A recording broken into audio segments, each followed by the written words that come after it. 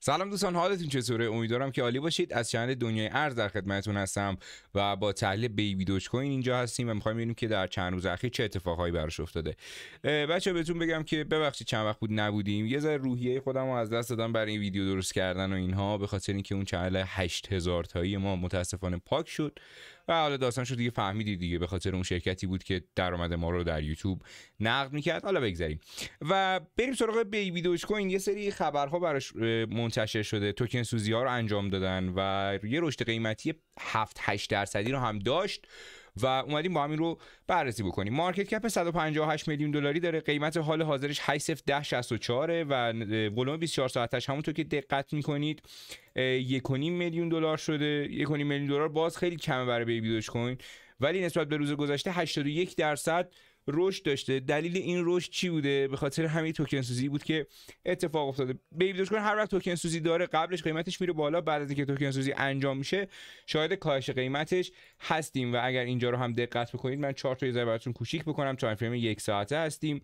اینجا یه خط روند صعودی داشتیم دیگه، نمیکشم براتون، و اینجا یک مقاومت روی 8.1074. الان قیمتش 11.13 هستش در صرافی اینجاست OKX. اینجا قیمتش بالاتر هستش نسبت به بقیه صرافی‌ها و نکته‌ای که هستش اینه که این مقاومت این ناحیه رو شکست. می‌بینید اینجاها قیمت گیر کرده بود، الان شکسته شده. اینجا یه خط مقاومتی داشتیم 8.1101 و یه پولبک احتمالاً بهش بخوره و بالاتر بره، ولی خب به شرایط بیت کوین هم بستگی داره. ممکنه که بیت کوین اگر قیمتش پایین بیاد، این بیبی دوج هم قیمتش پایین میاد.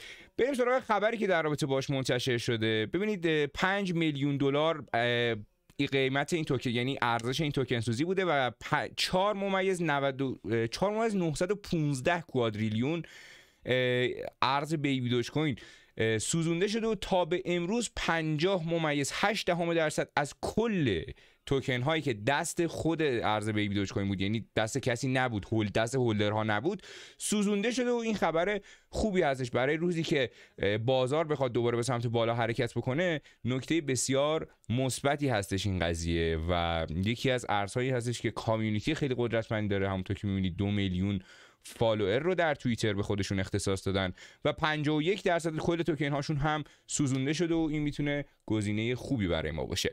شب و روزگارتون خوش. امیدوارم که از ویدیو لذت برده باشید، مورد استفادهتون قرار گرفته باشه. اگر دوست دارید دوباره مثل قدیما 2-3 تا ویدیو در روز داشته باشیم، این ویدیو برای من کامنت بذارید، خیلی دوستتون دارم. یه ذره انرژی بدید بهمون و هر سوالی هم داشتید من در خدمتتون هستم. دمتون گرم. شب و روزگارتون خوش.